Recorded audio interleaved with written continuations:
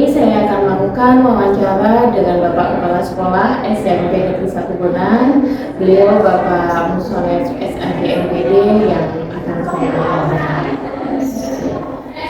Demikian Bapak, mohon maaf mengganggu waktunya sebentar ya.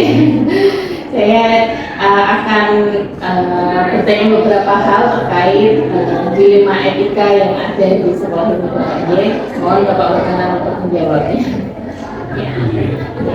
Langsung saja, yang pertama pertanyaannya, selama ini bagaimana Anda dapat mengidentifikasi kasus-kasus yang merupakan dilema etika atau rujukan moral? Ya, untuk mengetahui apakah itu dilema etika atau tidak, bisa dianalisis dari segi kondisi. Kalau memang harus ada dua pilihan yang sama-sama baik, itu nanti menyebabkan pilihan mana yang harus kita pilih, itu menyebabkan menjadi dilema etika. Itu memang titik hujan ya. Tapi memang itu harus kita pilih supaya keputusan tidak diambil dari keputusan, maka itu tidak selesai dengan kondisi ini. Jadi masalahnya ya pertimbangannya adalah keduanya itu antara yang kemudiannya itu sama-sama benar, sama-sama baik, maka menyebabkan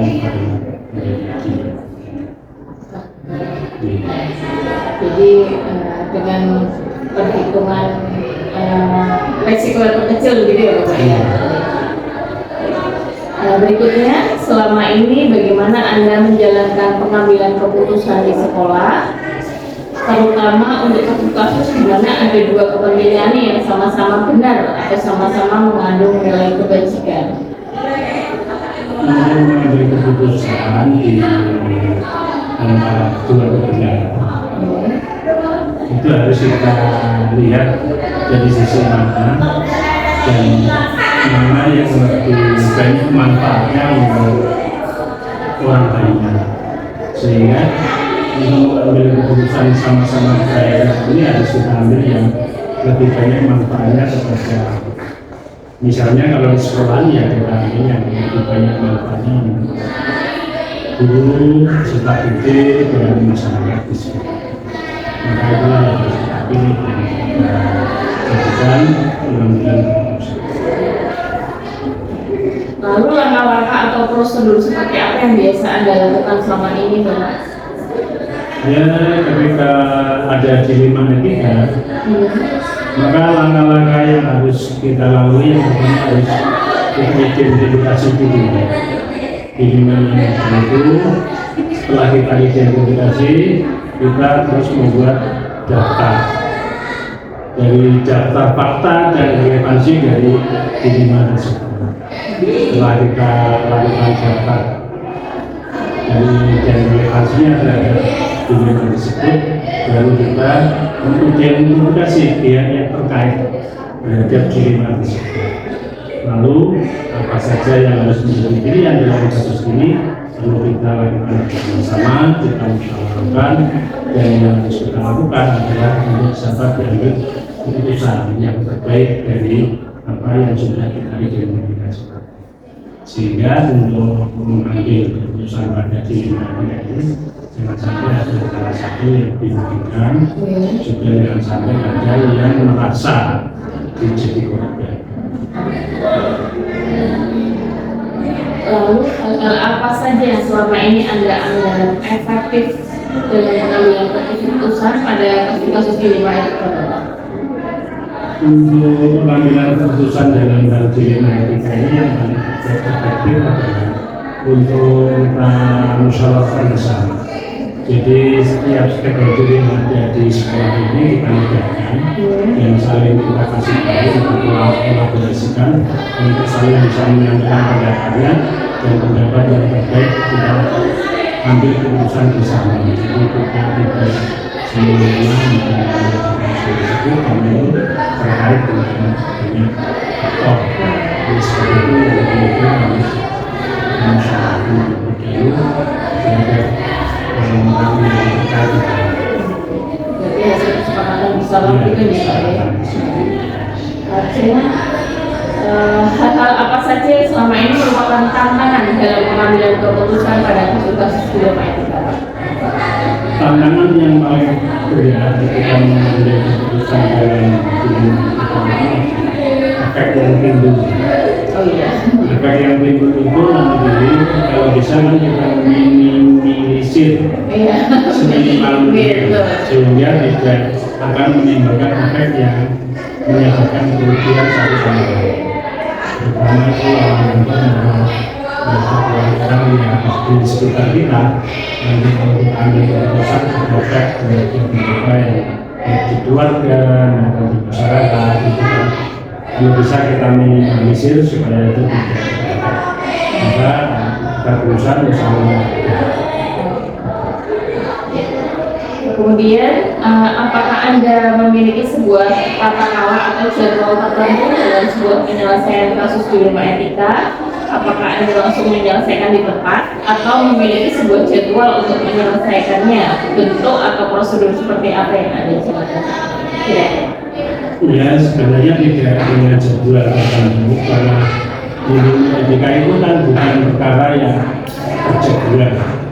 Jadi semacam kasuistik, tidak setiap saat ada. Maka ketika ada permasalahan yang berupa dilema etika, ya nanti kita jadwalkan untuk kita bahas bersama, itu bersama supaya nanti saling mengetahui itu perkara. Jadi tidak langsung kita bahas kita bersama, tapi kita identifikasi supaya nanti pengambilan keputusannya itu bisa adil itu saja.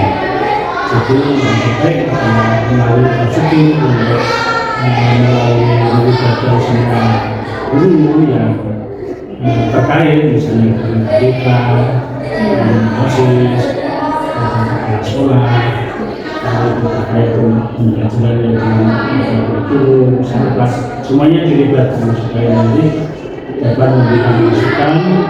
Dan kalau sesuatu yang dibahas secara bersama-sama dan orang banyak itu akan mendapatkan hasil yang lebih baik ketimbang kita putuskan sendiri. Jadi sebenarnya tidak ada jadwal khusus ya Pak ya, hanya sesuai kasus yang muncul nantinya seketika langsung kita eksekusi bersama gitu ya. Baik, berikutnya adakah seseorang atau faktor apa yang selama ini mempermudah atau membantu Anda dalam pengambilan keputusan dalam kasus-kasus dilema etika? Yang memudahkan. Yang menjadi unsur yang mudah itu karena setiap saat itu kita sudah punya orang-orang yang membantu tapi kan sudah punya data sehingga data yang dikumpulkan mereka itu membantu sekali untuk bisa kita bahas untuk ambil keputusan. Tanpa itu saya sendiri kurang mampu untuk bisa lebih cepat mengambil keputusan karena kami sendiri itu teman-teman dekat kita yang seperti kepala sekolah, pembina, guru BK juga dekat dan melakukan keputusan itu mungkin dari awal untuk bisa memberikan data dan informasi tentang hal-hal yang terkait dengan pembimbingan itu. Jadi tim ya Pak, tim dalam sekolah. Lajeng yang terakhir, jadi semua hal yang telah disampaikan, pembelajaran apa yang dapat Anda petik dari pengalaman Anda mengambil keputusan dilema etika? Pelajaran yang paling penting adalah ternyata kolaboratif itu sangat penting terhadap sesuatu masalah yang sangat dilema sekalipun. Kalau itu bekerja sama, kita bahas bersama, kita terbuka, kita ceritakan bersama, insya Allah berjalan keluar. Oleh sebab itu, pelajaran yang utama ketika menghadapi dilema, jangan sampai kita bikin sendiri. Maka kita harus belajar untuk share ke tim, ke teman-teman yang lain supaya mereka juga diajak berpikir kritis menanggapi hal tersebut, dan itu akan meringankan bukan kita, memudahkan kita untuk mencari solusi dan mengambil keputusan.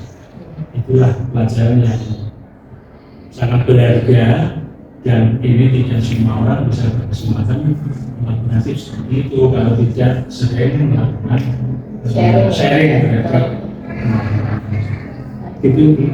Ya, terima kasih Bapak atas waktunya, atas jawaban-jawaban dari wawancara ini, yang pasti sangat bermanfaat buat saya secara pribadi dan teman-teman semua.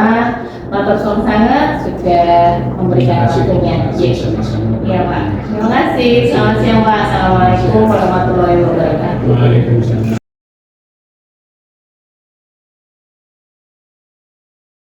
Assalamualaikum warahmatullahi wabarakatuh. Bu Syastuti, terima kasih atas waktunya. Hari ini saya Yunita Kumala Dewi dari SMP Negeri 1 Bonang, calon guru penggerak angkatan 10 dari Kabupaten Demak, akan melakukan wawancara dengan panjenengan selaku kepala sekolah dari SMP Negeri 2 Bonang. Begitu ya Bu Astuti. Mohon waktunya sebentar ya. Apa kabar Ibu hari ini? Waalaikumsalam. Oh iya. Selamat datang di sekolah saya, Bu. Seperti inilah kondisi sekolah saya. Terima kasih sekali. Repon, Bunita sing ngesake napa? Oh iya, saya mau bertanya terkait dilema etika yang sering kita hadapi di sekolah ya Ibu ya. Oke, etika ya. Yang pertama pertanyaan saya, selama ini bagaimana Anda dapat mengidentifikasi kasus-kasus yang merupakan dilema etika atau bujukan moral? Terima kasih Bunita. Selama ini kalau menghadapi kasus, misalnya ada dua hal, kita analisa dulu, kita identifikasi dulu kasus tersebut. Jika kasus-kasus itu kalau kita analisa kok ternyata dua-duanya itu bernilai benar, apapun langkah yang kita ambil itu benar, maka itu saya kategorikan sebagai dilema etika. Akan tetapi jika kita menghadapi sebuah kasus dengan dua hal yang berbeda, di mana salah satunya bernilai benar, yang satu bernilai salah, maka itu saya kategorikan sebagai sebuah rujukan moral. Oh gitu. Ya. Lalu selama ini bagaimana Anda menjalankan pengambilan keputusan di sekolah Anda, terutama untuk kasus-kasus di mana di mana terdapat dua kepentingan yang sama-sama benar atau sama-sama mengandung nilai kebajikan? Gini Bunita, dalam tadi yang saya jelaskan tadi, ketika saya menghadapi sebuah kasus dilema etika di mana dua-duanya itu bernilai benar, maka yang langkah pertama saya lakukan adalah kita harus mengidentifikasi kasus tersebut. Dalam arti kita harus tahu latar belakang kenapa kasus itu bisa muncul. Nah, jadi kalau kita tahu latar belakangnya, kita akan lebih mudah menentukan langkah apa yang kita lakukan.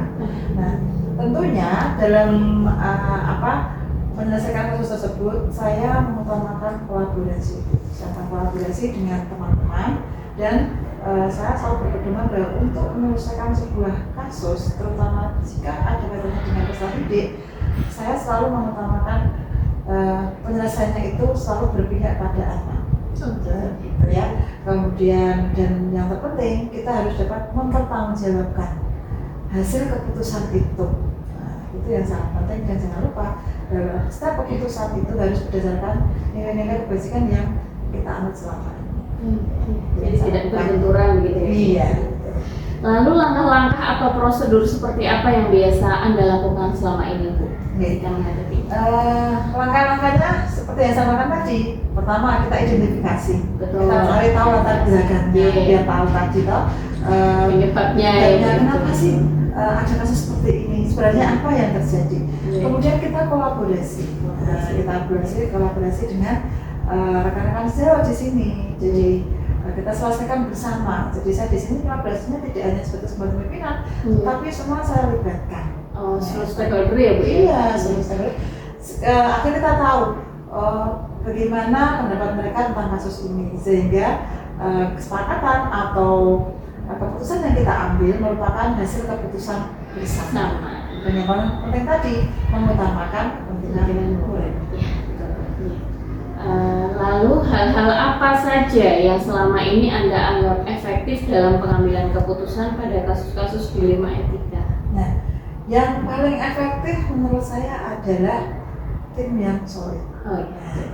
Dalam sekolah, bagi saya itu tidak ada istilah Superman. Betul. Nah, saya inginnya adanya super Super team. team. Jadi sekolah ini milik kita bersama, bukan milik kepala sekolah atau milik salah seorang guru atau siapapun, tapi milik kita bersama. Apapun yang terjadi di sekolah itu maka kita putuskan bersama. Sehingga dalam diri stakeholder sekolah itu ada rasa memiliki bagaimana supaya sekolah ini menjadi lebih baik untuk kedepannya. Dari tanggung jawab bersama ya Bu. Iya. Kemudian hal-hal apa saja yang selama ini merupakan tantangan dalam pengambilan keputusan pada kasus-kasus dilema etika? Tantangannya apa? Iya, dalam buat keputusan itu pasti ada sebuah kendala, itu wajar. Nah, tantangan itu jika dalam menyelesaikan sebuah kasus ada beberapa pihak yang saling bertentangan. Bertentangan, kemudian misalnya ada juga tekanan dari luar. Nah, tantangan itu bagaimana kita saya sebagai kepala sekolah harus bisa merangkul semua pihak tersebut. Nah, bagaimana supaya nanti keputusan yang diambil itu dapat memuaskan semua pihak, jadi tidak ada pihak yang dikecewakan. Dan tentunya kalau berhubungan dengan anak, keputusan yang kita ambil itu dampaknya yang terkecil, yang berdampak pada anak itu kita prioritas untuk anak itu. Betul.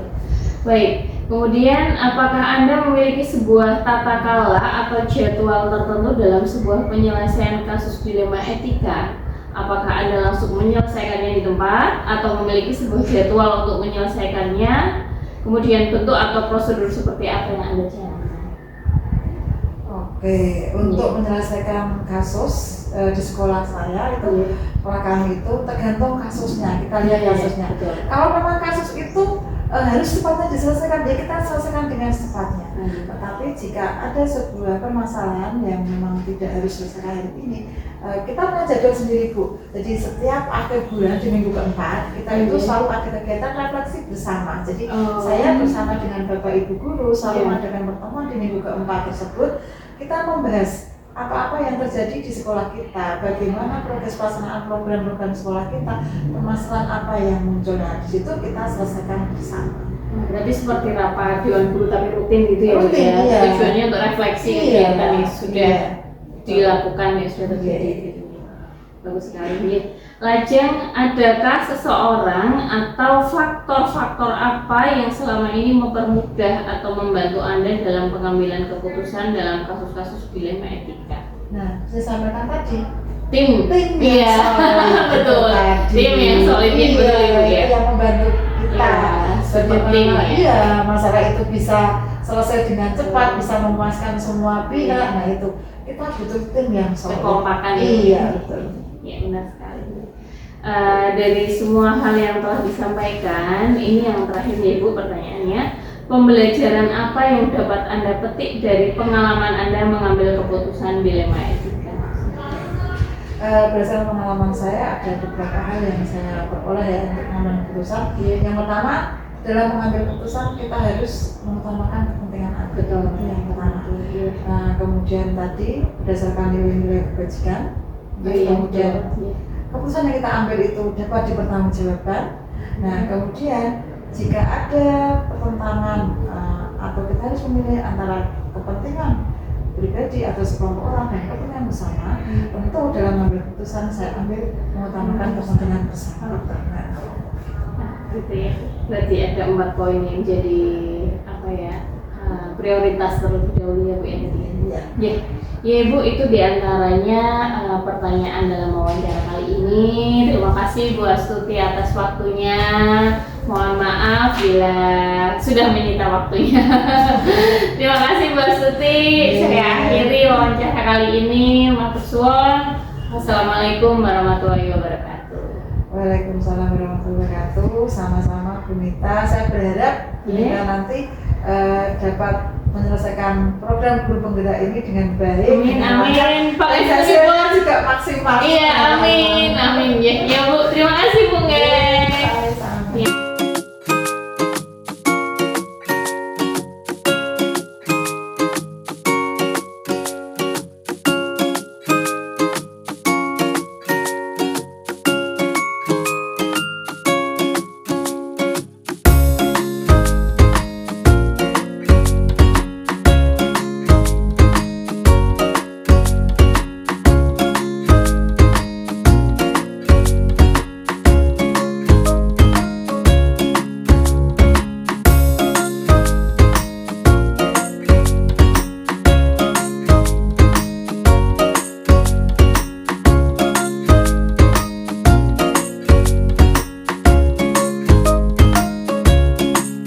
Terima kasih Bapak Ibu Guru hebat. Salam guru penggerak, tergerak, bergerak, dan menggerakkan.